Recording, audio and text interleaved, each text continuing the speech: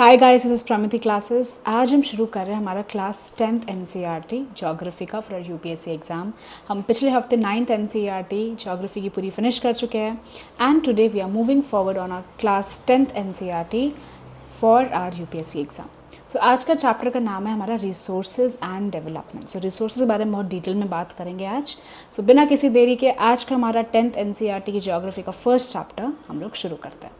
सबसे पहले बात हो रही है कि गाइस रिसोर्स होता क्या है, what is a resource. Chapter का नाम ही हमारा रिसोर्सेज एंड डेवलपमेंट है। सो रिसोर्स होता क्या है, the definition is that everything available in our environment which can be use to satisfy our needs. कोई भी चीज़ अगर हमें एनवायरनमेंट में अवेलेबल है, हमें मिल रही है जो हमारे नीड्स को सेटिस्फाई करता हो, प्रोवाइडेड। ना प्रोवाइडेड ये है कि 3 कंडीशंस जो है वो होनी चाहिए पहले। That is provided it is technologically accessible, economically feasible and culturally acceptable can be termed as resource। Guys आपको समझ में आया, कोई भी चीज़ जो एनवायरनमेंट में अवेलेबल है, जो हमारे नीड्स को सेटिस्फाई करता हो, लेकिन उसमें 3 कंडीशंस है। सबसे पहला टेक्नोलॉजिकली एक्सेसिबल होनी चाहिए। टेक्नोलॉजिकली एक्सेसिबल मतलब क्या होगा, इसकी हम उसको एक्सेस कर सकें, ऐसी टेक्नोलॉजी होनी चाहिए हमारे पास कि हम उस रिसोर्स को एक्सेस कर सकें। दूसरा है हमारा इकोनॉमिकली फीजिबल। इकोनॉमिकली फीजिबल मतलब कि उस चीज़ को यूज़ करना हमारे लिए इकोनॉमिकली फीजिबल हो, हमारे बजट में आता हो। एंड कल्चरली एक्सेसिबल मतलब ये होता है कि हमारे कल्चर में वो एक्सेप्टेड हो as a resource. And therefore तीनों कंडीशंस को मिला के ऐसी चीज़ें जो हमारी नीड्स को सेटिस्फाई करता है, जो हमारे एनवायरनमेंट में अवेलेबल है, that is known as your resource. So guys what is resource? एक तो हमारा नीड सेटिस्फाई कर रहा है, कल्चरली एक्सेप्टेबल होना चाहिए, इकोनॉमिकली फीजिबल होना चाहिए और टेक्नोलॉजिकली एक्सेसिबल होना चाहिए। ये तीनों कंडीशंस अगर सही है और हमारे नीड्स को सेटिस्फाई कर रहा है, that particular thing is termed as your resource. Guys resource बनाने के लिए हमें क्या क्या रिक्वायरमेंट्स है, the essential requirements for the resource creation process. ठीक है, तो रिसोर्स क्रिएशन करने में 3 चीज़ों की बहुत ज़रूरत है। सबसे पहला आता है हमारा nature provides the raw material. So कोई भी रिसोर्स जब बनता है ना गाइस, तो हमें 3 चीज़ें चाहिए। जब ये 3 चीज़ें साथ में चलती है तो हमारा रिसोर्स क्रिएशन प्रोसेस शुरू होता है, रिसोर्स हमारा बनता है। सबसे पहला नेचर की बात हो रही है। नेचर से हमें रॉ मटेरियल मिलता है। Technology helps us transform the material. Technology की मदद से हम उस रॉ मटेरियल को ट्रांसफॉर्म करते हैं कुछ यूज़फुल चीज़ बनाने में। एंड इंस्टीट्यूशन जो है helps us use the resource efficiently. So institution से हम वो रिसोर्स को एफिशिएंटली यूज़ कर पा रहे हैं। सो नेचर, पहले हमने रॉ मटेरियल को एक्सट्रैक्ट किया, फिर हमने टेक्नोलॉजी लगाई उसे ट्रांसफॉर्म करने के लिए, and then from with the help of institutions we are using that resource efficiently. So total 3 things लगती है for the resource creation process. The 3 essential requirements are nature, technology and institutions. I hope आपको resource और उसके essential requirements एकदम clear हो।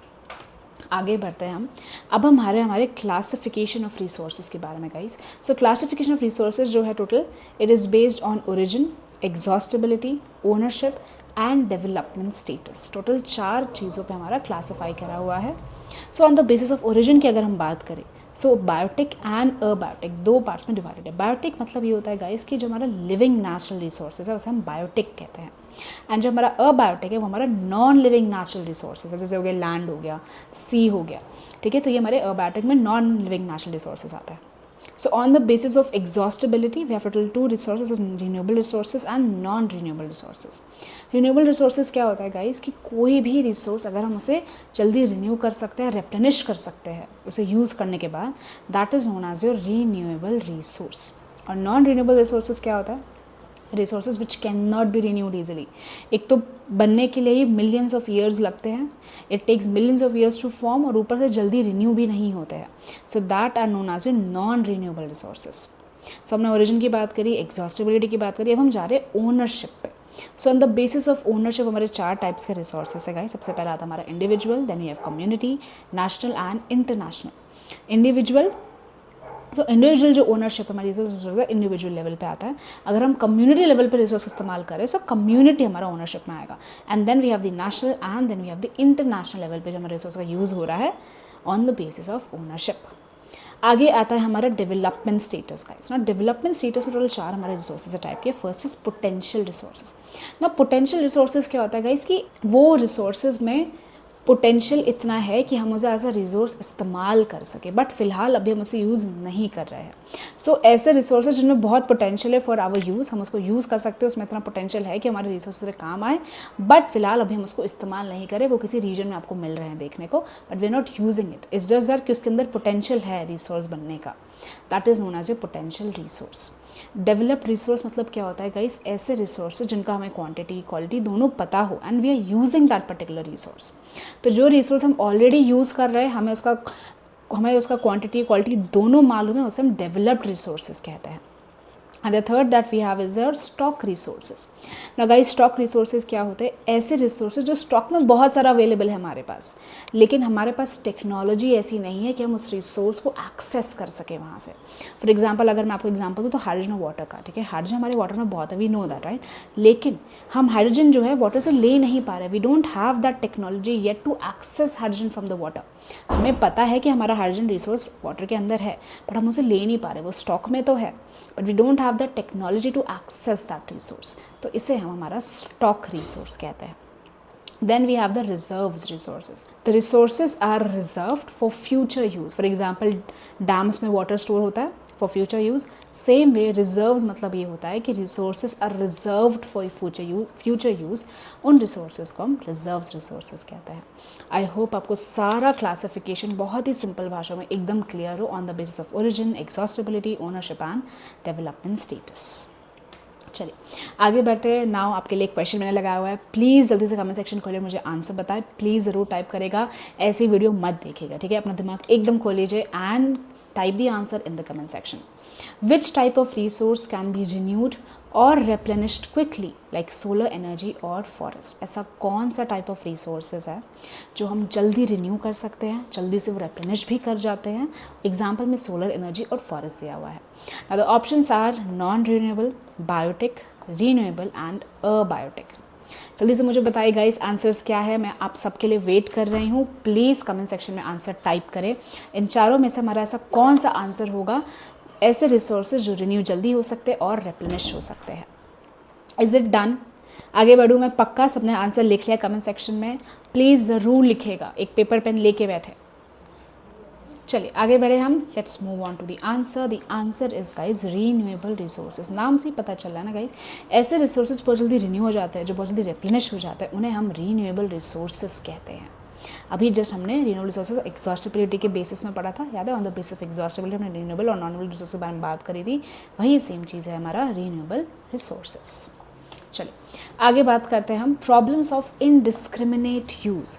ना बच्चों क्या हो रहा है कि रिसोर्सेज है तो, पर उसका यूज़ इतनी बुरी तरह हो रहा है, लिमिट से ज़्यादा हो रहा है कि बहुत सारी प्रॉब्लम्स आ रही है रिसोर्सेज में, ठीक है। प्रॉब्लम्स ये है कि रिसोर्सेज ख़त्म हो रहे हैं, किसी इंसान को रिसोर्सेज ठीक से नहीं मिल रहे हैं तो किसी को मिल रहा है, बेसिकली अनइक्वल डिस्ट्रीब्यूशन है रिसोर्सेज का, और because of depleting the resources and using it inefficiently global ecological crisis भी हो रहा है। So problems of indiscriminate use of resources क्या है? सबसे पहली प्रॉब्लम की हम बात करते हैं, that is depletion of resources. Resources जल्दी ही डिप्लीट हो रहे हैं, why? Because we are using it in a wrong manner. Resources are being used up faster than they can be replenished to satisfy the greed of a few. तो लोगों के grid के चलते लोग रिसोर्सेज को इतना जल्दी इस्तेमाल कर रहे हैं कि उनको रेप्लेनिश होने का टाइम तक नहीं मिल रहा है, एंड देयरफॉर रिसोर्सेज डिप्लीट होते जा रहे हैं, ख़त्म होते जा रहे हैं। The second we have that is social inequality. Accumulation of resources in few hands creates a division of segments between rich and poor. इसका मतलब क्या है गाइस कि रिसोर्सेज है, अब इसमें एक सोशल इनइक्वालिटी आ रही है। रिसोर्सेज जो है, इनका जो अक्यूमुलेशन है वो कुछ ही हाथों में है, जिसकी वजह से दो सेगमेंट में डिवाइड कर गया है, एक गरीब एक अमीर, rich and poor. So rich लोगों को ज़्यादा रिसोर्स अक्यूमुलेट करने का चांस मिल रहा है, वाइल पुअर लोगों को कम मिल रहा है to accumulate the resources, and therefore segment में डिवाइड कर देता है इस चीज़ को। चौथा आता है हमारा global ecological crisis guys. Indiscriminate use causes global warming, ozone layer depletion, pollution and land degradation. तो इकोलॉजिकल क्राइसिस भी आ रही, इनडिस्क्रिमिनेट यूज़ हो रहा है रिसोर्सेज का, देयरफॉर ग्लोबल वार्मिंग हो रही है। ग्लोबल वार्मिंग क्या होती है गाइस कि अर्थ का जो एवरेज टेम्परेचर है वो बढ़ रहा है because of some green house gases और the indiscriminate use of resources. Ozone layer depletion भी होता है, ठीक है, ओजोन लेयर जो है उसमें हमारा ओजोन लेयर हमें डिप्लीट कर रही है because of this green house gases. Pollution level जो बढ़ गया है, pollution and land degradation. So these are the problems face due to indiscriminate use of resources. आगे चलते हैं, हम बात करें सस्टेनेबल इकोनॉमिक डेवलपमेंट के बारे में। Now guys, sustainable economic development होता क्या है? It means that development should take place without damaging the environment. Development ऐसा होना चाहिए कि एनवायरनमेंट को डैमेज ना हो, and development in the present should not compromise the needs of the future generations. अगर डेवलपमेंट प्रेजेंट में हो भी रहा है तो वो फ्यूचर जनरेशंस की नीड्स को कॉम्प्रोमाइज़ ना करें। ठीक है, टोटल दो चीज़ें हैं डेवलपमेंट क्या हो रहा है। एक तो डेवलपमेंट ऐसा होना चाहिए कि एनवायरनमेंट को डैमेज नहीं हो रहा है। दूसरी चीज़, डेवलपमेंट अगर प्रेजेंट में हो भी रहा है तो it should not compromise the needs of the future generation. इस पूरी चीज़ को हम क्या कहते हैं? Sustainable economic development. तो ये आता है हमारा सस्टेनेबल इकोनॉमिक डेवलपमेंट में, और अभी बहुत ज़्यादा इस चीज़ पे फोकस किया जा रहा है क्योंकि एनवायरनमेंट जो है हमारा बहुत ख़राब हो रहा है। सो एनवायरनमेंट को डैमेज ना करे ऐसा डेवलपमेंट, और एक ऐसा डेवलपमेंट इन द प्रेजेंट जो फ्यूचर नीड्स को भी कॉम्प्रोमाइज़ ना करे। सो दोनों को साथ चलते हुए हम देख रहे हैं, and this whole thing is known as your sustainable economic development. आगे हम जा रहे हैं, हमारा एक ग्लोबल कंट्रीब्यूशन गाइज किया गया था for a resources conservation, that is Rio earth summit, जो 1992 में हुआ था। The Rio earth summit was held in June 1992 Rio de Janeiro in Brazil में। So it was attended by 100+ world leaders. So Rio de Janeiro Brazil में Rio earth summit हुआ था 1992 में, और 100 से भी ज़्यादा वर्ल्ड लीडर्स ने अटेंड किया था ये चीज़। फर्स्ट इंटरनेशनल अर्थ समिट हुआ था यहाँ पे, and the problems that were addressed was environmental protection and socio economic development. So यहाँ पे पहला हमारा एक इंटरनेशनल अर्थ समिट हुआ था, 100 से भी ज़्यादा वर्ल्ड लीडर्स आए थे, और यहाँ पे एड्रेस की गई थी problems of environmental protection and socio economic development. अगर हम आउटकम्स के बारे में बात करें कि ये जो हमारा रियो समिट है उसका आउटकम क्या निकला, तो यहाँ पे डिक्लेरेशन हुआ था on global climatic change and biological diversity. जो बायोलॉजिकल डाइवर्सिटी पे, ग्लोबल क्लाइमेटिक चेंज पे बहुत से डिक्लेरेशंस की गए थे। It endorse the global forest principles को एंडोर्स किया गया था, और यहाँ पे एजेंडा 21 को अडॉप्ट किया गया था। तो गाइस, एजेंडा 21 क्या है? Let's move on that now. So Agenda 21 was signed at UNCED in 1992. गोल क्या था Agenda 21 का? The goal was to achieve global sustainable development. So Agenda 21 का गोल ये था, हम लोग ग्लोबल सस्टेनेबल डेवलपमेंट को अचीव कर सके। अगर हम यहाँ के फोकस एरियाज के बारे में बात करें तो focus was mainly on environmental protection, poverty reduction and disease control. ये तीन चीज़ों पर ज़्यादा फोकस था। Goal was to achieve global sustainable development, and it was based on global cooperation, shared responsibilities. So ये इन तीन चीज़ों पे फोकस किया गया था, और ग्लोबल कोऑपरेशन हुआ था, शेयर्ड रिस्पॉन्सिबिलिटीज़ पे बेस्ड था, एंड देयरफॉर एजेंडा 21 को अडॉप्ट किया गया। अगर हम इसके की ऑब्जेक्टिव के बारे में बात करें guys, so every local government must prepare its own local agenda 21। कोई भी लोकल गवर्नमेंट को अपना खुद का एक लोकल एजेंडा 21 बनाना चाहिए। सो this was the key objective कि हम यहाँ पे हमारे रिसोर्सेज कंजर्वेशन के बारे में बात करेंगे, एनवायरमेंटल प्रोटेक्शन के बारे में बात करेंगे, एंड इस चीज़ को कैसे कंजर्व करना है, कैसे ठीक करना है, इस बारे में यहाँ पे पूरी बात की गई। सो it was a global contribution towards resource conservation. आगे बात करते हैं हम गाइज रिसोर्स प्लानिंग के बारे में। सो अभी हमने पढ़ा कि रिसोर्सेज क्या होते हैं, उनकी क्लासिफिकेशन के बारे में बात करी, रिसोर्सेज के कंजर्वेशन पे ग्लोबल कंट्रीब्यूशन भी किया गया था एट रियो अर्थ समिट। अब हम बात कर रहे हैं कि हम रिसोर्सेज की प्लानिंग करते हैं। तो गाइज रिसोर्स प्लानिंग होता क्या है? रिसोर्स प्लानिंग मतलब ये होता है कि जैसे हम रिसोर्स को प्रॉपर तरीके से यूज़ कर सके, उसकी हम इसलिए प्लानिंग करते हैं। So plan strategy for proper use of resources required at state, national, regional and local level. So guys, हम एक प्लान स्ट्रैटेजी बनाते हैं ताकि हम रिसोर्सेज का एक प्रॉपर यूज़ कर सके, जो कि रिक्वायर्ड है हमें स्टेट लेवल पे भी, नेशनल लेवल, रीजनल लेवल और लोकल लेवल पे भी। हमें ये सारे लेवल्स हमें रिसोर्सेज की ज़रूरत है। सो रिसोर्सेज का प्रॉपर यूज़ हो सके इसलिए हमने एक प्लान स्ट्रैटेजी बनाई। So that particular thing is known as resource planning. जब हम एक प्लान स्ट्रैटेजी बना रहे हैं for the use of resources properly. In India में जो रिसोर्स प्लानिंग हमारी स्टार्ट हुई थी, it started from first 5-year plan in 1951। So 1951 में फर्स्ट 5-year प्लान में हमने रिसोर्स प्लानिंग करी थी। ना गाइस, इंडिया में जो हमारे रिसोर्सेज है बहुत अनइक्वली डिस्ट्रीब्यूटेड है, ठीक है। सम रीजन्स कुछ चीज़ों में बहुत ज़्यादा रिच है तो कुछ बहुत डेफिशिएंट है। For example Jharkhand, Chhattisgarh and Madhya Pradesh rich in minerals and coal. So ये तीन जगह जो है वहाँ पे मिनरल्स और कोल आपको बहुत ज़्यादा देखने को मिलेगा। अरुणाचल प्रदेश जो है वो अबंडेंट वाटर है वहाँ पे, लेकिन पुअर इंफ्रास्ट्रक्चर है। सो पानी बहुत है पर इंफ्रास्ट्रक्चर बहुत पुअर देखने को मिलेगा अरुणाचल प्रदेश में। Rajasthan, it is rich in solar and wind energy but lacks water. Ladakh में रिच कल्चरल हेरिटेज है लेकिन it lacks water and infrastructure. So आप देख रहे हो रिसोर्सेज हर जगह सेम नहीं है, it's unequally distributed through out the India. चलिए आगे बढ़ते हैं ना। हमने रिसोर्स प्लानिंग होता क्या है वो तो पढ़ लिया, ठीक है, पर ना रिसोर्स प्लानिंग को इफेक्टिवली इंप्लीमेंट करने के लिए there are some steps to be followed guys, ठीक है। So the steps of resource planning in India are, सबसे पहला बात होती है कि अगर हम प्लान कर रहे हो तो हम सबसे पहले ये देखेंगे हमारा रिसोर्स है कितना, correct. So we'll do identification and inventory, हम उसको आइडेंटिफाई करेंगे। We'll do surveying and mapping, qualitative and quantitative estimation. मतलब क्या हो रहा है गाइस कि सबसे पहले हम क्या करेंगे, हम आइडेंटिफाई करेंगे, हम सर्वे करेंगे, मैपिंग करेंगे, देखेंगे कि हमारा रिसोर्सेज का मेजरमेंट कितना है, वो क्वालिटी वाइज कितना है, क्वांटिटी वाइज कितना है। So this is the first step to be done जब हम रिसोर्स प्लानिंग कर रहे हैं। देखिए सर्वे करेंगे, मैपिंग करेंगे, then we'll see the qualitative and quantitative estimation, measurement देखेंगे हमारे रिसोर्सेज का, हमने ये देख लिया। The second step is planning the structure. इसका मतलब क्या है guys, use of appropriate technology, skilled manpower, institutional setup for implementing resource development plans. मतलब क्या हो रहा है, अब हमने पता कर लिया कि अच्छा हमारे रिसोर्स इतने हैं इस क्वालिटी पे, इस क्वांटिटी में, ठीक है। अब हम क्या करेंगे, टेक्नोलॉजी लगाएंगे, हम सेटअप लगाएंगे, स्किल्ड मैन पावर को लगाएंगे ताकि हम इम्प्लीमेंट कर सके रिसोर्स डेवलपमेंट प्लान को। तो गाइज यहाँ पे ये देखिए प्लानिंग स्ट्रक्चर हमारा सेकंड स्टेप है, ठीक है। हम क्या कर रहे हैं, मैन पावर लगा रहे हैं, सेटअप बना रहे हैं ताकि हम बहुत अच्छे से रिसोर्स डेवलपमेंट प्लान्स को इम्प्लीमेंट कर सके। This is the planning structure. पहले हमने देख लिया हमारे पास है कितना, फिर हमने पूरा प्लानिंग स्ट्रक्चर किया, स्ट्रक्चर प्लान किया पूरा। And the third and the last step is known as your integration. मतलब क्या हो रहा है, now we are matching resource plans. ये गाइज ए नहीं है इधर, आई थिंक गलती से टाइप हो गया। So it's matching resource plans with national development plans. मतलब हमने जो रिसोर्स डेवलपमेंट प्लान बनाया अब हम उसको मैच करेंगे with national development plan. So guys आपको समझ में आ रहा है, सबसे पहले हम क्या करें, हम आइडेंटिफिकेशन कर रहे हैं, हम देख रहे हैं हमारा रिसोर्स है कितना, we are doing the measurement of resources quality wise and quantity wise both. Second हम ऐसा सेटअप बिठा रहे हैं कि हम रिसोर्स डेवलपमेंट प्लान्स को इंप्लीमेंट कर सके, और फिर वही प्लान्स को हम मैच किसके साथ कराते हैं, we match it with the national development plans ताकि हम रिसोर्सेज को अच्छे से इस्तेमाल कर सके। So these are the 3 steps, ठीक है, that are there in the resource planning in India. आगे बात करते हैं हम हिस्ट्री ऑफ कंजर्वेशन के बारे में गाइस। कंजर्वेशन यहाँ किसकी बात हो रही है, we talking about the resource conservation. और रिसोर्स कंजर्वेशन ऐसा नहीं कि हम अभी से कर रहे हैं, इसकी हिस्ट्री भी है, ठीक है। एक गांधीन फिलोसफी, गांधी जी ने लाइन बोली थी that there is enough for everybody's need and not for anybody's grid.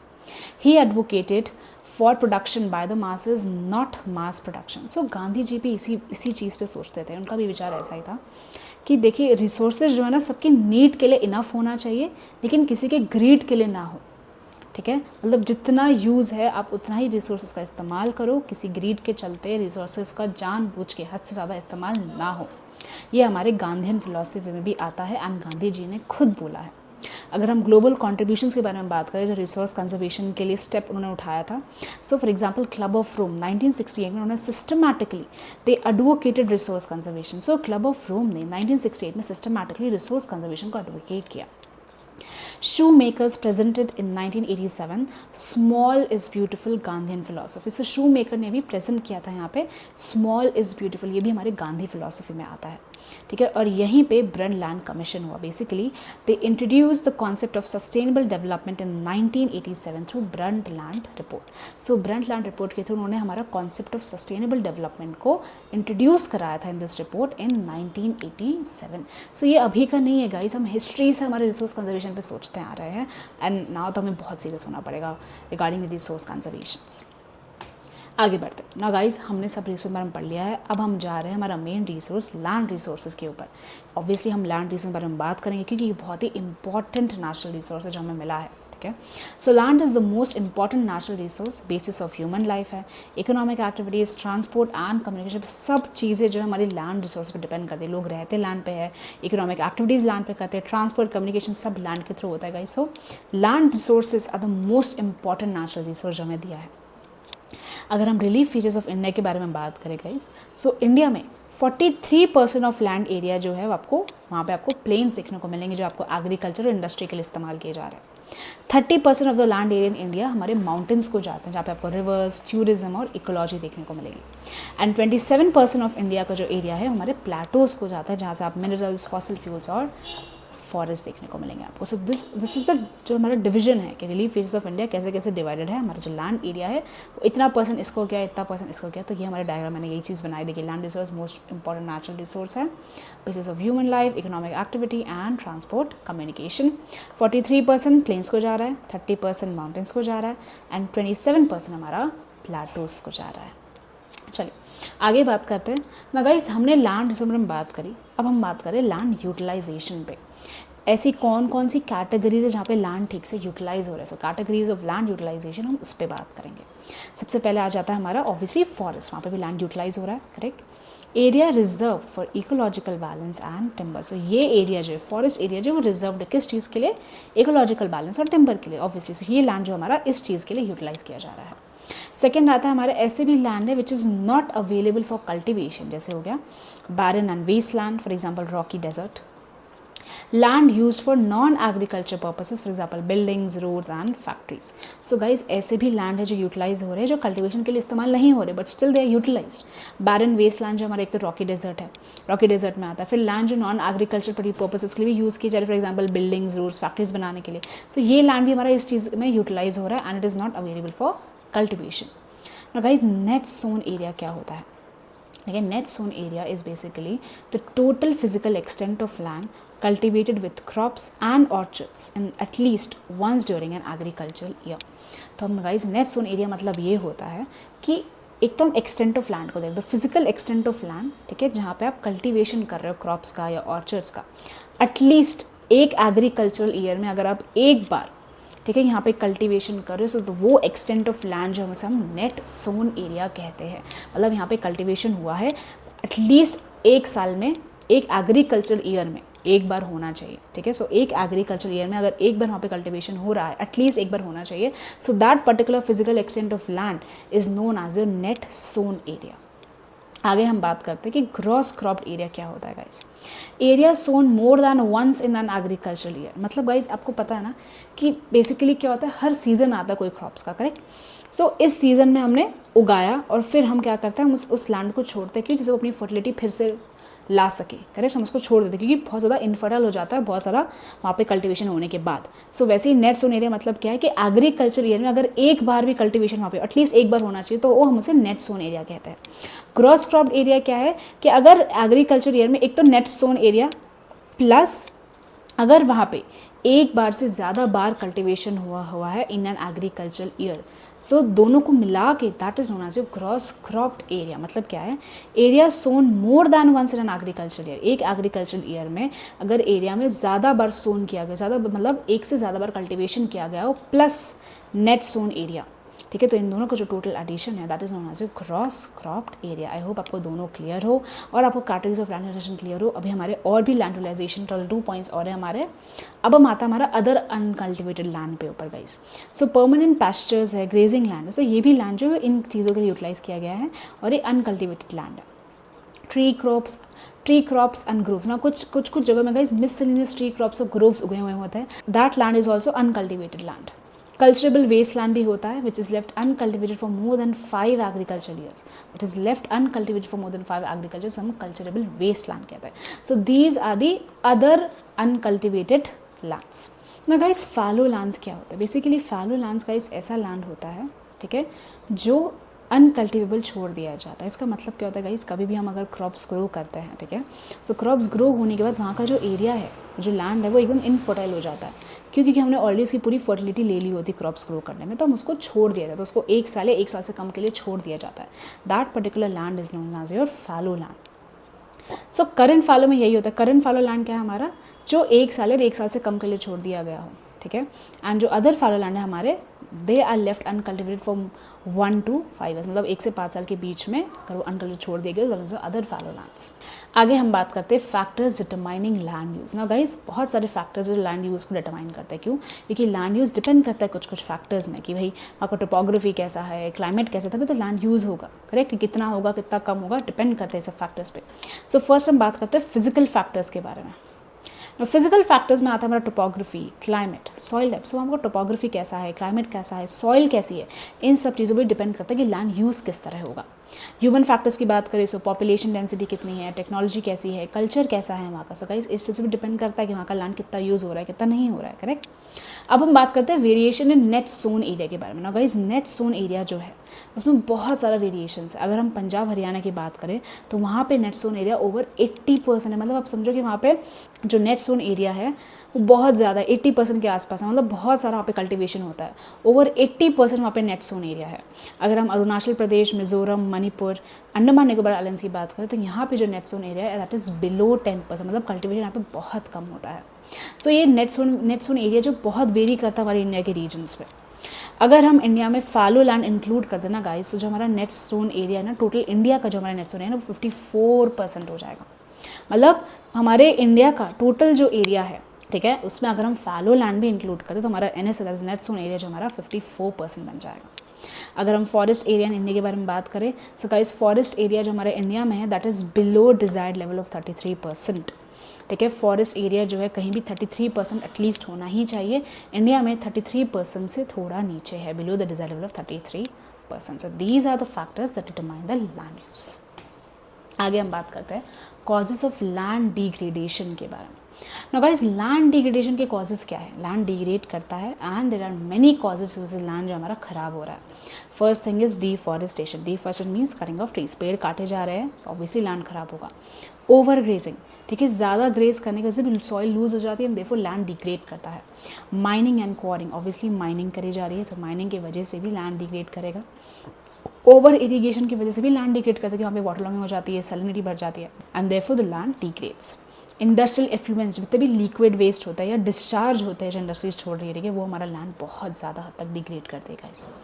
Dust from mineral processing, mineral processing जो डस्ट आता है वो भी हमारे लैंड को ख़राब करता है। So these are the causes of land degradation. ये सब बहुत ही मेजर कॉजेज जिसकी वजह से लैंड ख़राब होता जा रहा है हमारा। अगर हम स्टेट वाइज कॉजेज की बात करें गाइस, सो झारखंड, छत्तीसगढ़, मध्य प्रदेश, उड़ीसा, इन 4 जगहों में माइनिंग की वजह से लैंड बहुत डिग्रेड कर रहा है। Gujarat, Rajasthan, Madhya Pradesh, Maharashtra, here over grazing की वजह से लैंड बहुत ज़्यादा डिग्रेड कर रहा है। So because of over grazing यहाँ पे बहुत ज़्यादा लैंड डिग्रेडेशन हो रहा है। पंजाब, हरियाणा एंड वेस्ट उत्तर प्रदेश में ओवर इरीगेशन की वजह से लैंड ज़्यादा डिग्रेड कर। सो ये हमारे स्टेट वाइज कॉजेज के साथ है कि इस स्टेट में ज़्यादातर माइनिंग होती है, देयरफॉर लैंड ज़्यादा डिग्रेड कर रहा है।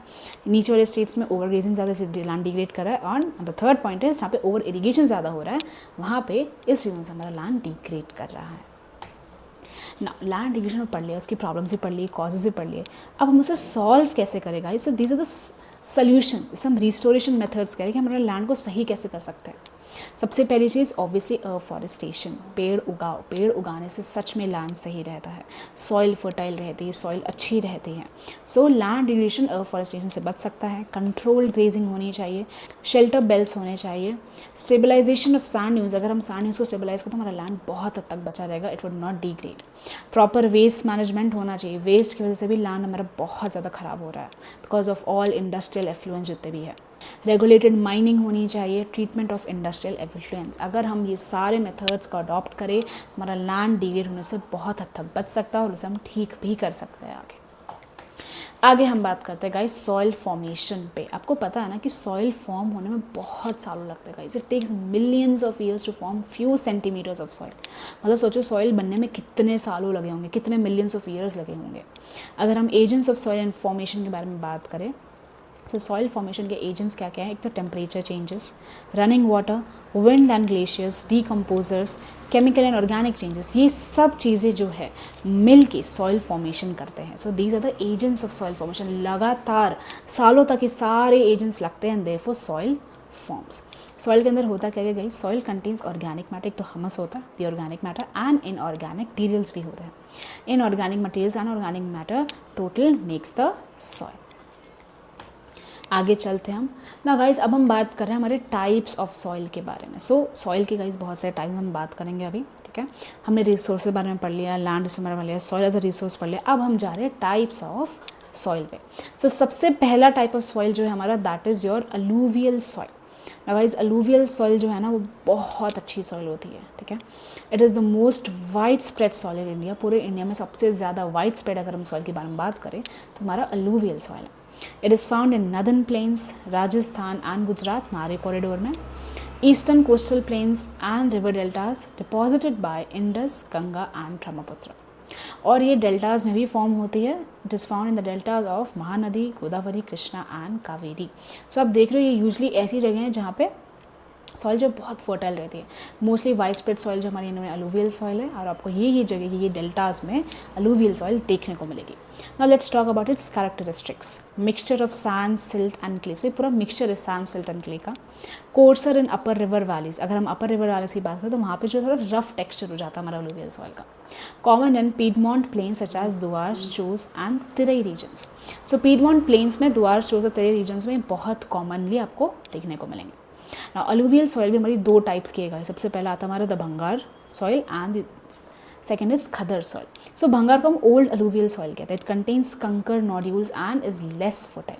सो भंगार जो हमारा ओल्ड अलूवियल सॉइल है गाइज, वहाँ पे कंकर नोड्यूल्स रहते हैं और थोड़ी लेस फर्टाइल सॉइल है हमारी। और जो हमारी खदर अलूवियल सॉइल है वहाँ पे न्यू अलूवियल सॉइल है, जहाँ पे बहुत आपको फाइनर पार्टिकल्स देखने को मिलेंगे और ये ज़्यादा fertile, is more fertile. So total 2% रहती है हमारी लेस फर्टाइल है और दूसरी हमारी बहुत ज़्यादा फर्टाइल है, ठीक है। इंपॉर्टेंस के बारे में बात करें अलूवियल सॉइल की, देखते हुए बहुत फर्टाइल सॉइल, ऑब्वियसली बहुत अच्छी सॉइल है, बहुत फर्टाइल सॉइल है। It is rich in potash, phosphoric acid and lime, suitable for sugar crane, paddy, wheat, pulses. Intensively cultivation होता है इधर एंड डेंसली पॉपुलेट रीजन्स भी आपको यहीं देखने को मिलेंगे because of the fertility of the soil. चलिए नेक्स्ट टाइप ऑफ सॉइल पे जाता है हमारा। The next type of soil is known as your black soil, हम रेगर सॉइल भी कहते हैं। ना गाइज इसका नाम ब्लैक सॉइल है क्यों, ठीक है। First of all it is also known as black cotton soil, ideal for growing cotton. Cotton grow करने के लिए बहुत अच्छी सॉइल है। Form due to climatic conditions, parent rock material and lava flows developed from Deccan trap. So guys Deccan trap से, देखिए आप यहाँ पे डायग्राम में देख सकते हो, डेक्कन ट्रैप से जो लावा फ्लो कर रहा है, ठीक है, because of cooling and all break down parent rock material वजह से हमारा क्या बनता है, ब्लैक सॉइल बनती है, ठीक है। It is found in Maharashtra, Saurashtra, Malwa, Madhya Pradesh, Chhattisgarh and x tends along Godavari valley and Krishna valley. तो आपको ये जगहों पे ब्लैक सॉइल ज़्यादा देखने को मिलेगी। अगर हम ब्लैक सॉइल के कैरेक्टरिस्टिक्स बारे में बात करें, so it's extremely fine clay texture, मतलब बहुत ही एकदम फाइन क्ले टेक्सचर होता है हमारा ब्लैक सॉइल का। हाई मॉइस्चर रिटेंशन कैपेसिटी होती है सॉइल में। Develops deep cracks in summer, जो हेल्प करता है इन सॉइल इरेशन। मैं इसी को लेके आपसे एक सवाल पूछ सकती हूँ गाइज आगे, और आगे हमारे प्रीलिम्स के क्वेश्चंस भी है थोड़े से। सो प्लीज़ ध्यान से सुनेगा और एक्टिव रहेगा सॉइल के टाइप्स में, क्योंकि क्वेश्चंस है आगे इसी पे, ठीक है। सो ये जो सॉइल है वो क्रैक्स डेवलप करती है इन समर्स, जो सॉइल इरेशन में भी मदद करता है। तो soil is rich in calcium carbonate, magnesium, potash, lime and poor है ये इन फॉस्फोरिक कंटेंट। लिमिटेशंस की अगर हम बात करें, so it's sticky when wet. So soil ये जो थोड़ी स्टिकी हो जाती है अगर ये गीली हो जाए तो। डिफिकल्ट टू प्लो करना थोड़ी डिफिकल्ट होती है, but it is best tilt after the first shower and during pre monsoon. मतलब ये सबसे ज़्यादा बेस्ट टिल्ट कब है, जब हम after first shower and during pre monsoon अगर हम इस सॉइल को ले तो यहाँ पे आपको बहुत सही सॉइल देखने को मिलेगी। तो this was about black cotton soil. अब हम आगे बढ़ते हैं हमारी नेक्स्ट टाइप ऑफ सॉइल पे, that is your red and yellow soil. Guys red and yellow soil भी हमारा एक टाइप ऑफ सॉइल है, ठीक है। It is develop on crystalline igneous rocks found in low rainfall area. So ये जो थोड़ा क्रिस्टलिन इग्नियस रॉक्स से बनती है और आपको लो रेनफॉल एरियाज में देखने को मिलेगी। It is found in Orissa, Chhattisgarh, southern middle Ganga plain, piedmont zone of western Ghats and common है ये in eastern Deccan plateau and southern Deccan plateau. तो ये जगह पे आपको रेड एंड येलो सॉइल देखने को मिलेगी। ना इसके कैरेक्टर्स के बारे में बात करें अगर, तो ये जो इसको ना नाम क्यों दिया है रेड एंड येलो सॉइल, क्योंकि इसका एक तो रेड कलर सॉइल है। एक तो ये रेड कलर क्यों है, because of the diffusion of iron and crystalline and metamorphic rocks. Iron जो है हमारा ये क्रिस्टलिन और मेटामॉर्फिक रॉक्स में डिफ्यूज कर जाता है, देयरफॉर इसका जो कलर है रेड कलर में आता है, देयरफॉर रेड सॉइल नाम दिया गया है।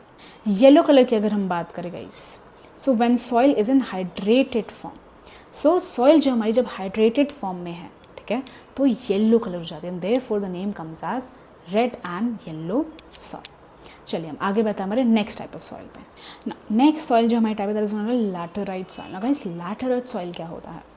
Derive from the Latin word later which means bricks. So guys जो हमारा नाम है लैटेराइट ये एक लैटिन वर्ड से लिया गया है जिसे हम लेटर कहते हैं, इसका मतलब होता है brick. It develops in tropical and subtropical climate with alternate wet and dry season, formed due to intense leaching from heavy rainfall. Now guys, laterite soils कैसे बनती है? ये हमारे ट्रॉपिकल और सबट्रॉपिकल क्लाइमेट देखने को मिलेगी, ठीक है।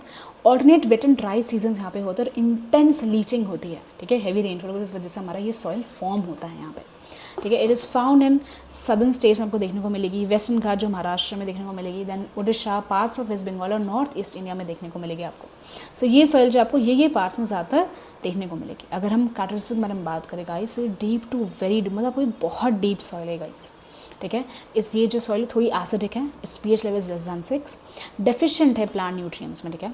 It is prone to erosion and degradation under deciduous and evergreen forest. Humus जो हमारा रिच है। अगर हम लैटेराइट सॉइल के बारे में बात करें, अगर डेसिडुअस और एवरग्रीन फॉरेस्ट के नीचे है, सो यहाँ पे हमस थोड़ा रिच है हमारी सॉइल का, लेकिन under sparse vegetation in semi arid areas यहाँ का जो हमस है थोड़ा पुअर हो जाता है इन कंटेंट। लेकिन with proper soil conservation the soil can be use productively guys. So proper soil conservation अगर हम किए जाए करें तो यहाँ पे जो सॉइल है वो बहुत प्रोडक्टिव हो जाती है। ना ये जो सॉइल है ये बेसिकली सूटेबल है फॉर टी एंड कॉफ़ी, ठीक है, in Karnataka, Kerala, Tamil Nadu and cashew nut which is in Tamil Nadu, Andhra Pradesh and Kerala. So ये हमारा लैटेराइट सॉइल के बारे में था और इस पे गाइज मैंने आगे क्वेश्चंस रखे हैं, सो प्लीज़ ध्यान से एक्टिव रहेगा क्लास में, ठीक है। चले आगे बात करते हैं। अब हम आता हमारा एरिड सॉइल्स पे। ना गाइज एरिड सॉइल्स क्या होता है? नाम से थोड़ा आपको एरिड लग रहा होगा, एरी लग रही होगी, correct. It is found in dry climate and due to high temperature and high pressure rate there is low moisture and humus content. ना गाइज ये जो सॉइल है आपको एक तो ड्राई क्लाइमेट में देखने को मिलेगी, ठीक है। ड्राई क्लाइमेट में क्या है, टेम्परेचर बहुत ज़्यादा रहेगा तो इवेपोरेशन रेट भी ज़्यादा होगा, इसीलिए यहाँ का जो सॉइल का मॉइस्चर है वो बहुत लो है और हमस कंटेंट भी लो है, ठीक है। The colour is red and brown with sandy texture and saline nature. So saline nature का थोड़ा है and red and brown color with little bit of sandy texture, थोड़ा airy समझो आप, ठीक है, इसलिए नाम arid soils है। फीचर्स के बारे में बात करें so high salt content in some areas, इसलिए common salt can be obtained by evaporation from air. Lower layers की अगर हम बात करें सो गाइस एरिड सॉइल्स में क्या है, लोअर लेयर्स में थोड़े कंकड़ आपको देखने को मिलेंगे, दैट इज कैल्शियम डिपॉजिट्स है ये। Now because of this kankar layer take in the lower layers of the soil it restricts water infiltration, ठीक है, इसलिए नेचुरली लेस फर्टाइल है थोड़ी। आप समझो ये चीज़ कि इसकी लोअर लेयर पे ना कंकड़ की लेयर बनी हुई है, कैल्शियम डिपॉजिट्स है बेसिकली वो, एंड ये जो है हमारे वाटर इन्फिल्ट्रेशन को रिस्ट्रिक्ट करता है, ठीक है, and therefore it's naturally less fertile. But ये जो सॉइल हमारी प्रॉपरली कल्टीवेशन के लिए इस्तेमाल हो सकती है अगर हम प्रॉपर इरीगेशन का इस्तेमाल करें, फॉर एग्जांपल वेस्टर्न राजस्थान में किया जाता है। So this was about our arid soils. आगे हम बात कर रहे हैं गाइस हमारे फॉरेस्ट सॉइल्स के बारे में। ये हमारा लास्ट टाइप ऑफ सॉइल जो हमारा मतलब हम बात कर रहे हैं। इट इज़ फाउंड इन हिली and mountainous areas with sufficient rainfall. तो ये जो सॉइल है ना आपको हिली और माउंटेनियस एरियाज में देखने को मिलेगी। The texture varies from valley sides with loamy and silty and upper slopes with course rain. So guys अगर आप वैली साइड्स पे जाओ थोड़ा तो वहाँ पर आपको बहुत ही लोमी और एकदम सिल्टी सॉइल देखने को मिलेगी, लेकिन अगर आप अपर स्लोप्स में जाओ ना तो वो कोर्स मतलब थोड़ी रफ हो जाती है आगे जाके। Characteristics and snow covered area, so इसके अगर हम कैरेक्टरिस्टिक्स के बारे में बात करें so experience denudation erosion experience करती है ये, एसिडिक है in nature, low hummus content है यहाँ पे। लेकिन अगर हम लोअर वाली एरियाज में बात करें तो लोअर वाले एरियाज में जो सॉइल है वो थोड़ी फर्टाइल, यहाँ पे रिच टेरेसेस और अलूवियल फैंस है, सो लोअर वाले एरियाज में ये जो सॉइल है थोड़ी फर्टाइल ज़्यादा है। चलिए आगे बढ़ते हैं। हमने सॉइल के बारे में, टाइप्स ऑफ सॉइल के बारे में सब कुछ पढ़ लिया है ना। चलिए आपके लिए एक जल्दी से मैंने एक क्वेश्चन लिखा हुआ है, प्लीज़ कमेंट सेक्शन खोलिए और मुझे आंसर बताएं, मैं आपके लिए वेट करूंगी। Total 3 questions and you have to answer them, okay guys, please active रहे। The question number 1 is which soil is known as black cotton soil. ऐसी कौन सी सॉइल है जिसे हम ब्लैक कॉटन सॉइल भी कहते हैं। Question number 2, what is the main cause of land degradation in Punjab and Haryana. Main cause क्या, मेन कारण क्या है पंजाब और हरियाणा में लैंड खराब होने का या लैंड डिग्रेडेशन होने का। Question number 3 is which soil type develops deep cracks during hot weather. So guys hot weather के दौरान ऐसी कौन सी सॉइल है जो डीप क्रैक्स डेवलप करती है। आई होप आपको तीनों आंसर्स आ रहे हो गाइस। जल्दी से टाइप करें कमेंट सेक्शन में, मैं वेट कर रही हूँ आप लोग के लिए, जल्दी जल्दी टाइप करिए। Question number 1, question number 2, question number ऐसी कौन सा जो ब्लैक कॉर्न सॉइल कहते हैं। Second, land region Punjab Haryana में उसका मेन कॉज क्या है। थर्ड, कौन सी सॉइल क्रैक्स डेवलप करती है ड्यूरिंग हॉट वेदर। जल्दी से टाइप करिए, मैं वेट कर रही हूँ आप लोग के लिए। आपने लिख लिया, पक्का लिख लिया। आगे बढ़ूँ मैं गाइस, चले आगे बढ़ते हैं हमारे आंसर्स पे। चल सो ब्लैक कॉटन सॉइल जो है हमारी, उसे हम black soil, Regar soil guys अभी हमने पढ़ा था। नाम ब्लैक से समझ में आ गया होगा आपको, करेक्ट। ओवर इरिगेशन के कारण it leads to water logging salinity, जिसकी वजह से लैंड डिग्रेडेशन हो रहा है। हमने याद है स्टेट वाइज कॉजेज में पढ़ा था। And the third is black soil ही है हमारा आंसर। हमने ब्लैक सॉइल में पढ़ा था, याद है कि ये समर्स में वो क्रैक्स डेवलप कर जिसकी वजह से एरेशन में मदद मिलती है हमें, correct. So these are the 3 answers. I hope guys आपने अपने आंसर्स चेक करे और ज़रूर कमेंट सेक्शन में लिखा हो। चलिए आगे बढ़ते हैं हम लोग हमारे चैप्टर पे ही। अब हम बात कर रहे हैं सॉइल इरोजन के बारे में गाइस। सो हमने सॉइल के बारे में पढ़ा, टाइप्स ऑफ सॉइल के बारे में पढ़ा। अब हम बात करें कि सॉइल हमारी इरोड कैसे होती है। सॉइल इरोजन क्या होता है। रिमूवल या denudation of top soil. So guys top soil जो रिमूव कर जाती है, उसका जो रिमूवल है, ठीक है, वो हम सॉइल इरोजन कहते हैं। या फिर हम कहेंगे washing away of soil cover. Soil की जो अपर लेयर है, ठीक है, जो पूरी वॉश अवे हो जाती है, ठीक है, इरोड कर जाती है, that is known as your soil erosion. ना कॉजेज़ ऑफ सॉइल इरोजन के बारे में अगर हम बात करें, ठीक है, सो सॉइल इरोजन के बहुत सारे कॉजेज़ है। ह्यूमन कॉजेज़ भी है और नेचुरल कॉजेज़ भी है। ह्यूमन कॉजेज़ क्या है। Deforestation, obviously cutting of trees की वजह से सॉइल लूज होती है एंड देयरफॉर सॉइल इरोजन जो है। ओवर ग्रेजिंग, उससे भी सॉइल लूज होती है, सॉइल इरोजन बढ़ जाता है। माइनिंग की वजह से भी सॉइल इरोजन होती है। Construction and faulty farming methods, ये सब चीज़ें क्या है, these are the causes done by human. ये सब ह्यूमन एक्टिविटीज़ की वजह से सॉइल इरोजन हो रहा है। Second we have the natural causes. So wind, water, glacier, सब नेचुरल चीज़ों की वजह से जो हमारी सॉइल इरोड हो रही है, that are the natural causes of soil erosion. आगे बढ़ते हैं हम लोग। Now we have types of soil erosion guys. So guys types of soil हमें 3 तरीके की। मैंने आपके लिए बहुत अच्छी एक पिक्चर लगा रखी है जिससे आपको सब चीज़ अच्छे समझ में आएगा गाइस, तो प्लीज़ पिक्चर पे फोकस करेगा। सबसे पहले हम बात करें गली इरोजन के बारे में गाइस। तो गली इरोजन क्या होता है। Running water cuts deep channel. सो रनिंग वाटर जो हमारे डीप चैनल्स, मतलब ये है हमारा गली इरोजन, दिख रहा है आपको। ऐसे डीप चैनल्स क्रिएट करता है, ठीक है, and thus land becomes unfit for cultivation, जैसे हम बैड लैंड कहते हैं, we call it as bad land. Chambal basins में ऐसे बैड लैंड्स को हम रवाइंस कहते हैं। सो आप देख सकते हो गली इरोजन, मैंने यहाँ पिक्चर डाली हुई है। ऐसे डीप चैनल्स में कट हो जाता है एंड देयरफॉर लैंड जो हमारा अनफिट हो जाता है फॉर कल्टिवेशन। चंबल बेसिन में ऐसे बैड लैंड को हम रवाइंस कहते हैं। शीट इरोजन की अगर हम बात करें, so water flows like a sheet and top soil washed away. So आप ऊपर देख सकते हैं कि हमारा शीट इरोजन है। जो वाटर है हमारा एकदम एक शीट की तरह, ठीक है, फ्लो हो रहा है एंड देयरफॉर जो टॉप सॉइल हमारी पूरी वॉश अवे हो जाती है एंड सॉइल इरोजन हो जाता है, this is known as sheet erosion. Then we have wind erosion guys. So wind blows away loose soil common and dry. आप देख सकते हैं यहाँ पे हमारा विंड इरोजन है। लूज सॉइल जो उड़ रही है, लूज सॉइल ब्लोन अवे हो जाती है एंड देयरफॉर सॉइल इरोजन होता है। आई होप आपको तीनों टाइप्स ऑफ सॉइल इरोजन अच्छे समझ में आए विथ डायग्राम्स, ये क्या हो रहा है एग्जैक्टली। आगे बात करते हैं। अब हमने सॉइल इरोजन के बारे में पढ़ लिया, लेकिन हम सॉइल को कंजर्व कैसे करेगा, इससे उसके 4 मेथड्स हैं और ये चारों मेथड्स में चाहते हो प्लीज़ अच्छे से मेरी सारी फोटोज़ देखो, बहुत ज़्यादा समझ में आएगा कि हो क्या रहा है एक्जैक्टली। सबसे पहले बात हो रही है कॉन्टूर फ्लोइंग के बारे में गाइस, ठीक है। Flowing along contour lines slows down water flow and reduces erosion. आप देख सकते हो आपको जो दिख रहा है डायग्राम में, देखिए मैंने बहुत जूम करके दिखाया है, ये जो है कॉन्टूर लाइन्स पर आपकी फ्लोइंग होती है, इसी वजह से क्या होता है वाटर फ्लो स्लो हो जाता है एंड देयरफॉर इरोजन भी कम होता है। नेक्स्ट हम बात करते हैं टेरेस फार्मिंग के बारे में। गाइस टेरेस फार्मिंग क्या होता है, steps cut on slopes which restricts water flow. आप ये स्टेप्स देख सकते हो, ये देखिए ये स्टेप्स कट हो रहे हैं हमारे and therefore it restricts the water flow. जब स्टेप्स देख रहे हो ये हमारा टेरेस फार्मिंग कहा जाता है इसे, एंड ये कॉमन है आपको वेस्टर्न और सेंट्रल हिमालयाज में, आपको यहाँ पे देखने को मिलेगा द टेरेस फार्मिंग मेथड।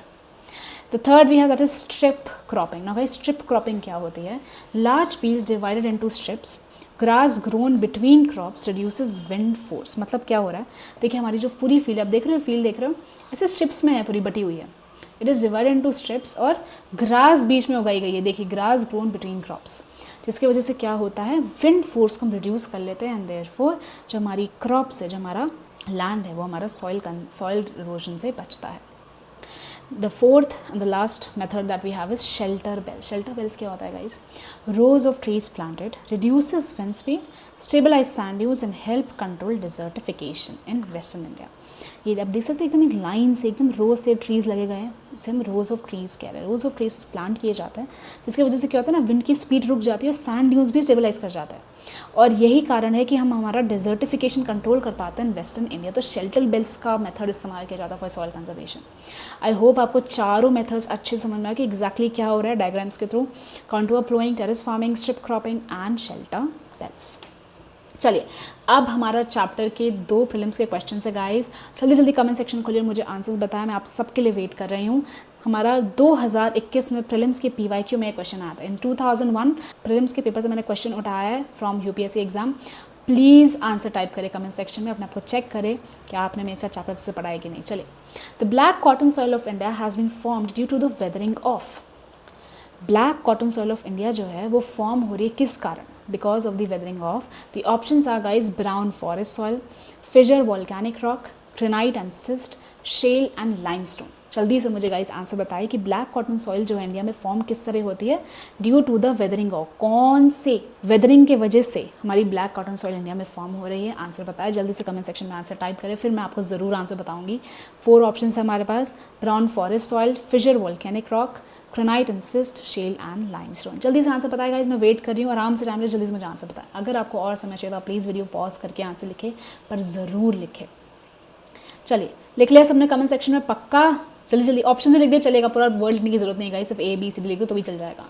लिख लिया सबने, हम आंसर पे जाए, पक्का डन? चलिए चलिए, अब मैं आंसर बता रही हूँ, आंसर रिवील कर रही हूँ। The answer is fissure volcanic rock. Guys अभी हमने पढ़ा था ना ब्लैक कॉटन सॉइल कैसे बन रही है, टेकन ट्रैप से बने, लावा फ्लोज की वजह से पेरेंट रॉक मटेरियल होता है वहाँ पे, and therefore because of the fissure volcanic rock due to the weathering of fissure volcanic rock. तो वेदरिंग हो रहा है हमारा किस चीज़ का? Fissure volcanic rock, and therefore black cotton soil हमारी फॉर्म होती है। So this was the answer. हमारे UPSC में पूछा गया इस प्रीलिम्स में एक क्वेश्चन है। आई होप आपने आंसर अपना चेक किया हो और ज़रूर कमेंट सेक्शन में लिखा हो। चलिए, आता है हमारा नेक्स्ट क्वेश्चन प्रीलिम्स का, जो 2013 के पेपर में पूछा गया है। गाइस जल्दी से कमेंट सेक्शन खोलिए, मुझे आंसर बताया। The question is which of the following statements regarding laterite soils of India are correct. हमने लैटेराइट सॉइल में पढ़ा था गाइस, उसी के रिगार्डिंग क्वेश्चन है। They are generally red in colour, they are rich in nitrogen and potash, they are well developed in Rajasthan and Uttar Pradesh, tapioca and cashew nuts grow well on these soils. आपको 4 statements दिए गए इस laterite soils के बारे में, पूछ रहे हैं कौन से स्टेटमेंट्स करेक्ट है। 4 ऑप्शंस ये आपको 1, 2 एंड 3 करेक्ट हो सकते हैं, या 2, 3 एंड 4, या 1 एंड 4, या 2 एंड 3 ओनली। 4 ऑप्शंस है, जल्दी से बताया ऐसा कौन सा स्टेटमेंट जो लैटेराइट सॉइल्स के रिगार्डिंग करेक्ट लिखा गया है यहाँ पे। चलिए, मैं वेट करी हूँ गाइज आपके लिए, जल्दी मुझे आंसर बताए, मैं वेट करिए, आप अच्छे से टाइप कर लो। चलिए, देख लिया सबने? श्योर? पक्का मैं आगे बढ़ूँ आंसर पे? पक्का आगे बढ़े? चलिए, let's move on to our answer now.